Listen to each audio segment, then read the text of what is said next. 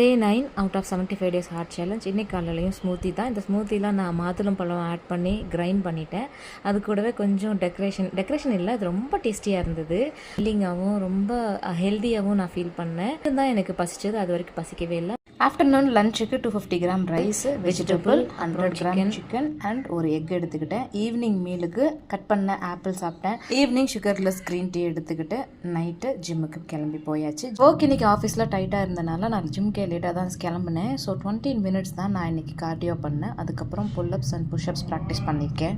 இந்த 8 டேஸில் கொஞ்சம் இம்ப்ரூவ்மெண்ட் இருக்குது. பட் ஸ்டில் எனக்கு எனர்ஜி வேணும் அப்படின்னா கண்டினியூஸாக நான் ப்ராக்டிஸ் பண்ணால் தான் முடியும். ஆப்ஸ் 15 கவுண்ட் 3 செட்ஸ் பண்ணேன். லெக் ரைஸ் 15 கவுண்ட் 3 செட்ஸ் பண்ணேன். ஸ்கிப்பிங் இன்னைக்கு 1 செட்டுக்கு 50 கவுண்ட்ஸ் தான் பண்ண முடிஞ்சது. அதுக்கப்புறம் ரொம்பவே டிலே ஆகிடுச்சு. பாரில் கொஞ்சம் நேரம் தொங்கிட்டு ஸ்ட்ரென்தன் இம்ப்ரூவ் பண்ணுறதுக்காக ப்ராக்டிஸ் பண்ணேன். பட் எனக்கு ரொம்பவே கஷ்டமாக இருந்தது. ஸோ லெக் ரைஸ் மட்டும் ட்ரை பண்ணேன். அதுக்கப்புறம் ப்ரோட்டீன் குடிச்சிட்டு